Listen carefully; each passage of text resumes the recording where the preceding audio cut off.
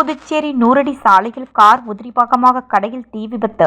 தீயணைப்பு வீரர்கள் விரைந்து வந்து தீயை அணைத்தனர்.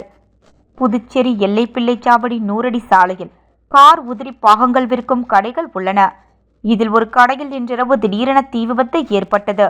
கடும் புகை மூட்டத்துடன் தீ வந்ததை தொடர்ந்து அப்பகுதி மக்கள் உடனடியாக தீயணைப்புத் துறைக்கு தகவல் தெரிவிக்க வீரர்கள் விரைந்து வந்து தீயை அணைத்தனர். 1 மணி நேர போராட்டத்திற்கு பிறகு தீ அணைக்கப்பட்டது. இருப்பினும் பல லட்சம் ரூபாய் மதிப்பிலான கார் உதிரி பாகங்கள் தீயில் எரிந்தன. தீ விபத்துக்கான காரணம் குறித்து விசாரணை நடைபெற்று வருகின்றது.